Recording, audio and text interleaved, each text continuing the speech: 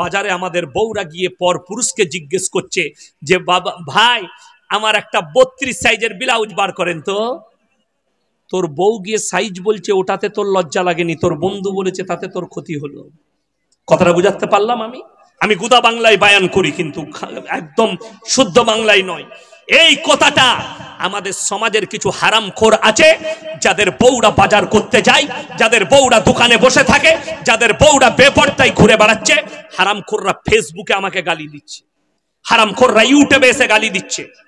আমি বাপের বেটা শওকতের বেটা বলে যাচ্ছি, আমার বাজারের নাম গলসি বাজার।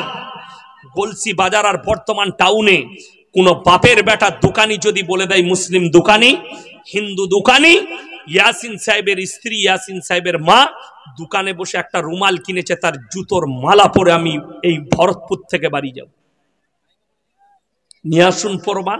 আমি চলে আসবো সালার বাস স্ট্যান্ডে, জুতোর মালা পরবো, ক্যামেরা চালিয়ে মিডিয়া ডেকে।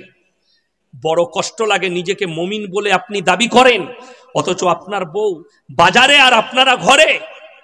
এমন লীলজ্জা আপনি, আপনার বইয়ের একটা ব্লাউজ কেনার ক্ষমতা আপনার নেই, আপনার বইয়ের একটা বিড়া কেনার ক্ষমতা আপনার নেই, সে গিয়ে একটা পরপুরুষের কাছে কিনছে। তোমার লজ্জা লাগে না? শরম লাগে না?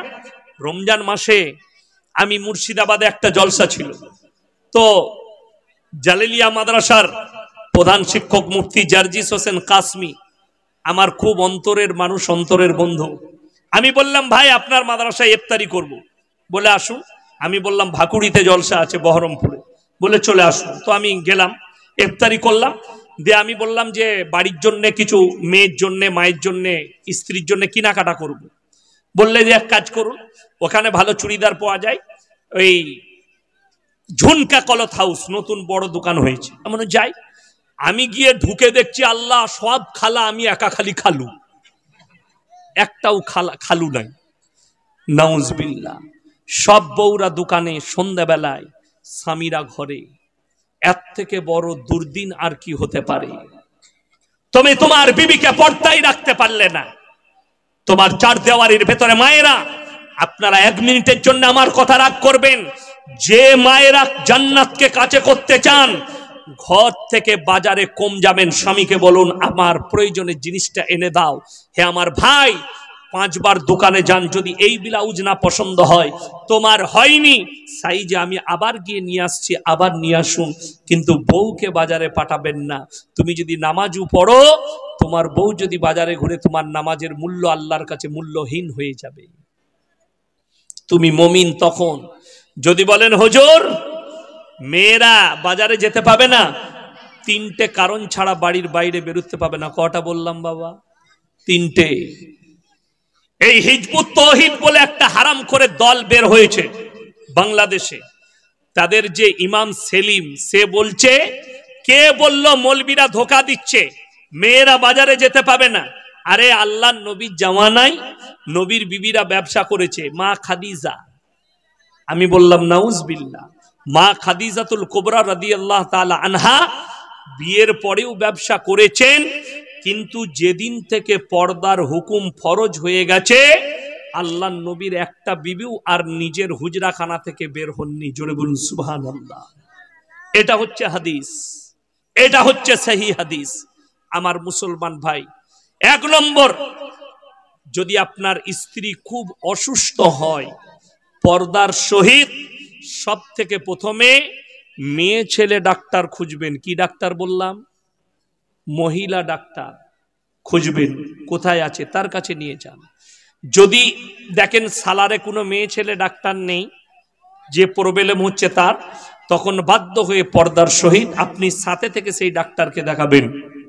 2 নম্বর, যদি কাছের আত্মীয় কেউ মারা যায়, একদম কাছের, নিজের চাচা, দাদু, দাদি, মামা, মামি, বাপ, মা, ভাই, বোন, যদি এরকম খুব নিকটবর্তী আত্মীয় মারা যায়, পর্দার সহিত যাবে এবং পর্দার সহিতই থাকবে।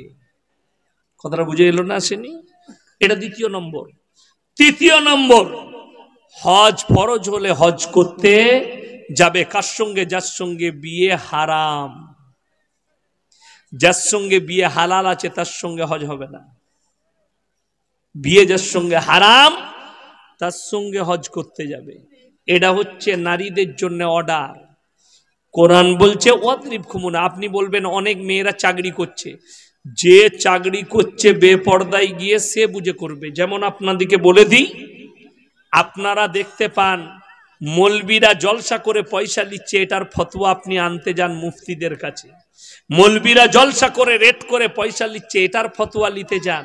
আপনি বলুন তো, ঘুষ নিয়ে যে মাস্টাররা চাকরি নিয়েছে সেই চাকরির পয়সাটা হালাল হবে না হারাম? ওই ফতোয়াটা মুফতির কাছে লাও। আমি শওকতের বেটা চ্যালেঞ্জ দিয়ে বলে গেলাম, ওই যারা ঘুষ দিয়ে চাকরি নিয়ে চাকরি করছে তাদের পুরো জিন্দেগির কামাইটাই হারাম।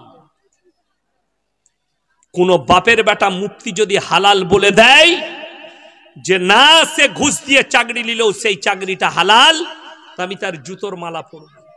ঘুষ নেওয়াটাও হারাম, দেওয়াটাও হারাম। আমাদের জাস্টিস গাঙ্গুলি যিনি হাইকোর্টের জজ, আর একজন মেয়ে ছেলে আছে তার নামটা আমার মনে পড়ছে না, এই দুজন অনেকগুলো চাকরি বাতিল করেছেন। আমি তো জাস্টিস গঙ্গোপাধ্যায়কে স্যালুট জানাবো। যতগুলো চাকরি বাতিল করেছে এই হারামখোররা সব ঘুষ দিয়ে চাকরি নিয়েছিল। শুনেলেন, এদের মধ্যে মুসলিম যারা থাকবে যারা ঘুষ দিয়ে চাকরি নিয়েছে, ঘুষ দেওয়াটাও হারাম, নেওয়াটাও হারাম। যতদিন ইনকাম করেছে হারাম ইনকাম করেছে। যাও দারুল উলুমে ফতোয়া লাও, দেওবন্দে ফতোয়া লাও, কোন মুফতির কাছে ফতোয়া নিবে লাও। ঘুষ দেওয়াটাও হারাম, নেওয়াটাও হারাম। তুমি চাকরি করেছো ঘুষ দিয়ে। বড় কষ্ট লাগে, এখনকার লোকরা তো বিটির লিগে বর খুঁজে চাকরিজীবী ছেলে চায়, তাই না? যতজন চাকরিজীবী ছেলেদিকে বিয়ে দিল এখন তারা ইন্দুর মারা বিষ খুঁজে খুঁজে বেড়াচ্ছে। চাকরি সব বাতিল হয়েছে, কি করবি কর, কোথায় যাবি যা। শুনেলেন, আমি বলে যাচ্ছি, যারা মেয়ের বিয়ে দিবেন সর্বপ্রথম দেখবেন ছেলেটা দিনদার কিনা। কথাটা বুঝে এসছে না আসেনি? দিনদার কিনা এটা দেখবেন সর্বপ্রথম। ছেলেটার মধ্যে হালাল কামাই আছে কিনা এটা দেখবেন। ছেলেটা সৎ কিনা দেখবেন। এইগুলো গুণ করবেন যে ছেলেটা 5 ওয়াক্তের নামাজি কিনা। আমাদের সমাজের লোক গুণ করে ছেলেটার ইনকাম মাসিক কত। ঠিক বললাম না ভুল বললাম? ওই জন্যে তোমার বিটির কপালে দুঃখ নেমে আসে। ওই জন্যে আমার মায়েরা শুনেলেন, বড় কষ্ট লাগে। মেয়েদের একটা খারাপ গুণ আছে, মেয়েরা যখন নিজের মেয়ের বিয়ে দেয় জিজ্ঞেস করে ছেলে কি করে, ছেলের কামাই কত, ঠিক কিনা? কোন ছেলের বাপ জিজ্ঞেস করে তোমার মেয়ের ইনকাম কত টাকা সম্পত্তি আছে? কথা বলেন না, জিজ্ঞেস করে না। মেয়ে যেন দিনদার হয়, মেয়ে যেন সুন্দরী হয়, মেয়ে যেন পরেজগার হয়, মেয়ে যেন ভালো হয়। ঠিক বললাম না ভুল বললাম? কেউ কিন্তু জিজ্ঞেস করে না কত কি সম্পত্তি আছে, কত টাকা আছে মেয়ে আমার ছেলের বিয়ে দিলে। এরপরে এক একটা হারামখোর আছে যারা বেটার বিয়েতে পড়লে, যেমন আপনাদের মুর্শিদাবাদে মোটরসাইকেল না দিলে, অ্যাপাচি গাড়ি না দিলে বিয়েই হবে না। ঠিক বললাম না ভুল বললাম? হ্যাঁ, বিয়ে হলেই অ্যাপাচি গাড়ি লাগবে। আরে বড় কষ্ট লাগে। শুনেলেন, যারা বেটার বিয়েতে মেয়ের বাবাকে কষ্ট দাও, যারা বিয়েতে পড়লে সেই বিয়েতে যতগুলো পনের পয়সায় খাবার দাবার হয় ওই খারাপ খাবারগুলো হারাম। অ্যাভয়েড করুন ওই জায়গা থেকে। যে বিয়েতে গান বাজনা হয়, আমি তো পশ্চিম বাংলার সমস্ত উলামা সমাজকে, ইমাম অ্যাসোসিয়েশনকে, ইমাম সংগঠন যতগুলো আছেন তাদের সদস্য যারা আছে, সেক্রেটারি আছে, অনুরোধ করব উত্তরপ্রদেশ তেলেঙ্গানার মতো পশ্চিম বাংলার উলামারা এক স্টেজে এসে যে মুসলিম সমাজ হারামখোর নিজের ছেলে মেয়ের বিয়েতে গান বাজনা করবে, কোন লিবে, তার নিকাহ কেউ কোনো মৌলবি পড়িও না। এই স্টেপ যদি পশ্চিম বাংলার মৌলবিরা নিয়ে নেয়, অটোমেটিক মাল কটা জব্দ হবে। ঠিক বললাম না ভুল বললাম? জব্দ কেন নয়? আরে ইয়াসিন বিয়ে পড়াবে না তো কি হয়েছে, আমি আছি, আমাকে ডাকবে, আমি পড়িয়ে দেব। ওই জন্য সে দেখলে সালা ইয়াসিন হারাম বললি বা গান বাজনাকে, এই তো আমি হুজুর পেয়েছি একটা ভালো, ই তো পড়িয়ে দিচ্ছে। কষ্ট লাগে। আমি আমার নিজের আত্মীয়র বিয়েতে গাড়ি থেকে গেট খুলে যখনই দেখেছি গান বাজনা চলছে, গেট থেকে একটা পা নেমেছে, পাটা উঠে গেল, গেট লেগে গেল, আর নামিনি। যেটা গিফট পাঠিয়েছিল বাড়ি থেকে, আমি বললাম ড্রাইভারকে এটা বাড়িতে দিয়ে এসো। ছুটে এলো, হুজুর ছোট ছেলেরা করছে গান বাজনা, আপনি আসুন। আমি বললাম তুমি কি না মরদ না হিজড়ে? তুমি হিজড়ে? ছোট ছেলেরা করবে, তাকে 2 থাপ্পড় মেরে দিলি তো। তুমি পয়সাটা কে দিয়েছে? কষ্টটা কোথায় বলে দিই। আপনি 5,000 টাকা 10,000 টাকা খরচ করে হারামখোর ডিজে নিয়ে এসে ড্যান্স করছে আর রং মাখছে, হারামখোররা রং খেলছে। অথচ ইমামকে বিয়ে পড়ানো 1000 টাকা দিতে গেলে এদের কলজেটা ফেটে যায়, লজ্জাও নেই, শরমও নেই। তুমি নিজেকে মুমিন বলো? তোমার মতো নেমক হারাম কেউ নেই, তোমার মতো প্রতারক কেউ নেই। বেটা বিটির বিয়েতে গান বাজনা করো, নাচ করো। দেহ ব্যবসায়ীদের মতো ড্যান্স করছে মুসলিম মেয়েরা বিয়েতে, মনে হচ্ছে এরা দেহ ব্যবসায়ী। দেহ ব্যবসায়ীর মতো ড্যান্স করছে, বক্স নিয়েছে।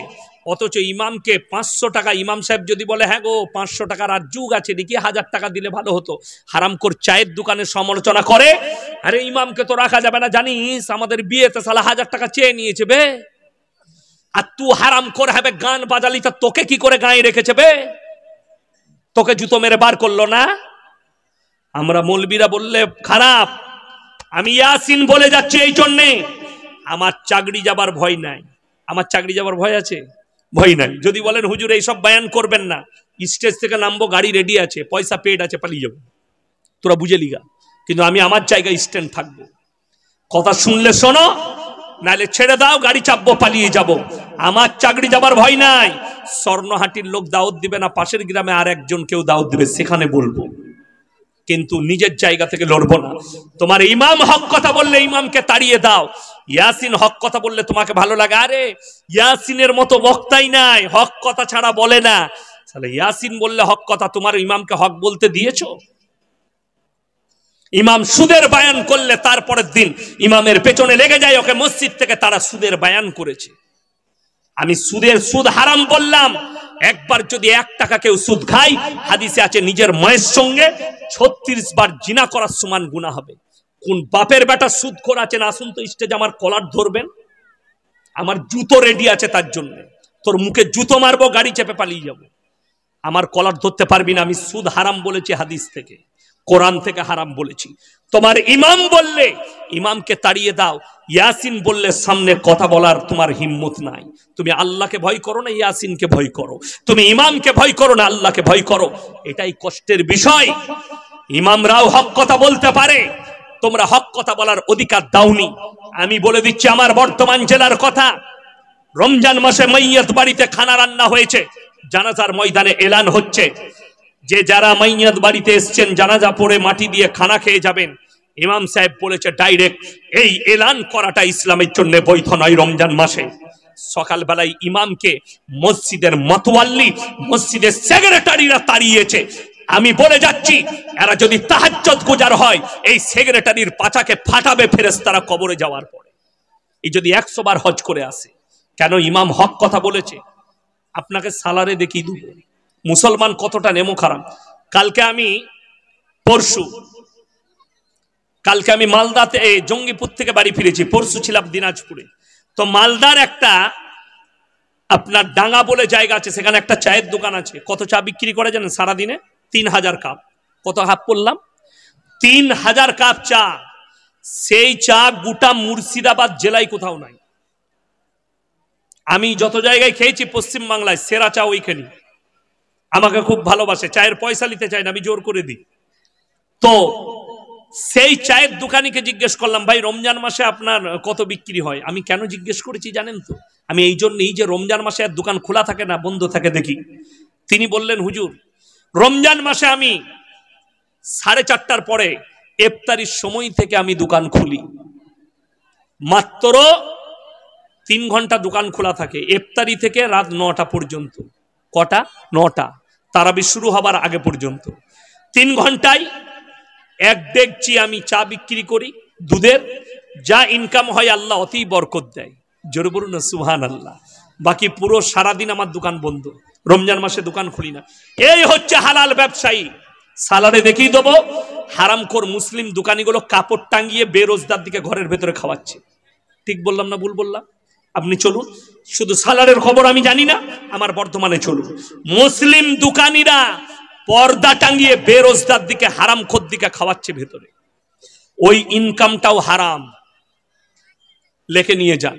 এই কথাটা ইমাম বললে সালারের দোকানিরা ইমাম সাহেবকে ধরে নিয়ে যাবে। ঠিক বললাম না ভুল বললাম? ইয়াসিন বলেছে আমার কিছুই করতে পারবি না, কিছুই করতে পারবি না।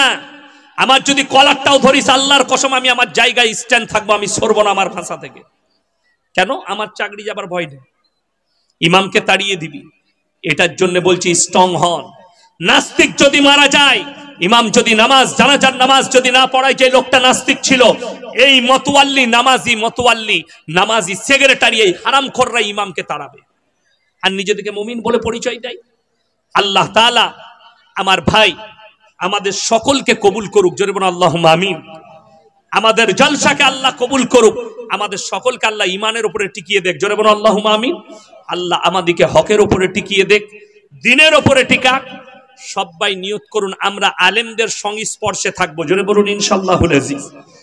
ইমাম দিকে ইজ্জত দেন, ইমাম হচ্ছে গ্রামের মাথা, ইমামকে ইজ্জত দেন, ইমামকে পাওয়ার দেন। যারা মসজিদ কমিটি মতওয়াল্লি আছেন, যে আপনি হক কথা বলবেন সমাজে যেটা অন্যায় হবে, এটার কারণে জানেন ইমামকে হক বলতে না দেওয়ার কারণে অনেক সমাজের মুসলমান লোকের বউকে নিয়ে পালিয়ে এসে ঘর করছে, ইমাম বলতে গেলে তার কলারটা ধরবে, অথচ অবৈধ সম্পর্ক রেখে মুসলিম সমাজে বসবাস করছে। আল্লাহ আমাদের সকলকে হেফাজত করুক, আমিন। ওয়া আখিরু দাওয়ানা আনিল হামদুলিল্লাহি রাব্বিল আলামিন। সবাই দরুদ শরীফ পড়ুন। আল্লাহুম্মা সাল্লি আলা মুহাম্মাদিন ওয়া আলা আলি মুহাম্মাদ কামা সাল্লাইতা আলা ইব্রাহিম ওয়া আলা আলি ইব্রাহিম ইন্নাকা হামিদুম মাজিদ। আল্লাহুম্মা বারিক আলা মুহাম্মাদিন ওয়া আলা আলি মুহাম্মাদ কামা বারাকতা আলা ইব্রাহিম ওয়া আলা আলি ইব্রাহিম ইন্নাকা হামিদুম মাজিদ। রব্বানা আতিনা ফিদ দুনিয়া হাসানা ওয়া ফিল আখিরাতি হাসানা ওয়া কিনা আযাবান নার। রব্বানা লা তুযিগ কুলুবানা বা'দা ইয হাদাইতানা ওয়া হাব লানা মিন লাদুনকা রাহমা ইন্নাকা আনতাল ওয়াহ্হাব। ইয়া আল্লাহ আমরা গুনাহগার, খাতাকার, বদকার, সিয়াকার, গুনাহকে মাফ করে দাও, খাতাকে দরগুজার করে দাও। আমাদের সকলকে তুমি পরেজগার, মুত্তাকি, দিনদার বানিয়ে দাও, তোমার দিনের প্রতি পরিচালিত করে নাও। আমরা অসহায় দুর্বল ভিখারির মতো হাত দুটো তুলে ধরেছি, তুমি আমাদের হাতকে ফিরিয়ে দিও না। আজকের এই মজমায় যে সমস্ত ভাইয়েরা, মায়েরা, বোনেরা আমরা হাত তুলেছি, হাত তোলার পূর্বে বিগত জীবনের সমস্ত সাগিরা, কাবিরা, জাহিরি, বাতিনি, দিনের দিবালয়, রাতের অন্ধকারে জেনে অজেনে যত পাপ করেছি সব তুমি ক্ষমা করে দাও। আমাদের পূর্বপুরুষ যারা দুনিয়া থেকে চলে গেছে, তাদের কবরের দিকে জান্নাতুল ফিরদৌসের দরজা খুলে দাও।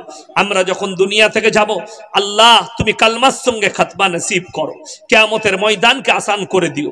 তোমার রাসূলের হাতে হাউজে কাউসার তুমি দান করো, তোমার রাসূলের পাশে বসার তুমি তৌফিক দান করো। ওগো আল্লাহ, আমাদের মধ্যে থেকে যিনারা অসুস্থ আছেন তিনাদেরকে শিফায়ে আমিলা দাইমা মুস্তাফিলা দান করো, আরোগ্য দান করো। যে ওষুধ খেলে ভালো হবে সে ওষুধের কাছে পৌঁছে দাও, যে ডাক্তারের কাছে গেলে ভালো হবে সে ডাক্তারের কাছে পৌঁছে দাও। ওগো আল্লাহ, যে ভাইয়েরা মেহনত করে জালসা দিয়েছে তুমি তাদের জানের মালের ইজ্জতের বরকত দাও, কারোবারে ব্যবসা বাণিজ্য রুজি রোজগারে বরকত দাও। ওগো আল্লাহ, ফিতনা থেকে, হাসিদিনের হাসাদ থেকে তুমি হেফাজত করো। যত রকমের বুরাই আছে তুমি হেফাজত করো, যত রকমের ভালাই আছে তুমি দান করো। ইয়া আল্লাহ, পৃথিবীর যে কোনো কোনায় যে মুসলিম ভাইরা পেরেশানির হালতে আছে তুমি পেরেশানিকে দূর করে দাও। খাস করে ফিলিস্তিন গাজার মুসলিম নিরীহ মুসলমান ভাইকে তুমি হেফাজত করো। ও আল্লাহ, আল আকসা মসজিদকে তুমি হেফাজত করো। ইয়া আল্লাহ, ইসরায়েলের তকদিরে ঈমান লেখা থাকলে ঈমান দাও, তা না হলে তাদেরকে পৃথিবীর মানচিত্র থেকে মুছে দাও। যারা ইসলামকে মিটাতে চাইছে আল্লাহ, তুমি তাদের তকদিরে ঈমান থাকলে ঈমান দাও, তা না হলে তাদেরকে মিটিয়ে দাও, তাদের নাম ও নিশানা মিটিয়ে দাও। আল্লাহ, যারা আল আকসা মসজিদকে মিটাতে চাইছে, ইয়া আল্লাহ তুমি তোমার কাবা ঘরের মতো হেফাজত করো, বেঈমান কাফের দিকে ধুলিস্যাৎ করে দাও। ও আল্লাহ, জানি না তুমি কাকে ভালোবাসো। কত উলামায়ে দ্বীন হাত তুলেছেন, কত ইমাম সাহেবগণ, কত মুরব্বী বাবাজি, কত হাজী সাহেব, কত মাসুম, কত নওজওয়ান, কত মাবুম। তুমি যার হাত তোলাকে পছন্দ করো তার মুখের দিকে তাকিয়ে আমাদের এই টুটি ফুটি দোয়াকে হুজুর পাক সাল্লাল্লাহু আলাইহি সাল্লামের সাদকে তুলে কবুল করে নাও। রব্বানা হাবলানা মিন আজওয়াজিনা ওয়া যুররিয়াতিনা কুররাতা আয়ুন ওয়াজআলনা লিল মুত্তাকিনা ইমামা। রব্বানা ওয়ালা তুহাম وحملنا ما لا طاقة لنا به واعف عنا واغفر لنا وارحمنا أنت مولانا فانصرنا على القوم الكافرين وصلى الله تعالى على خير خلقه محمد وآله وأصحابه أجمعين برحمتك يا أرحم الراحمين.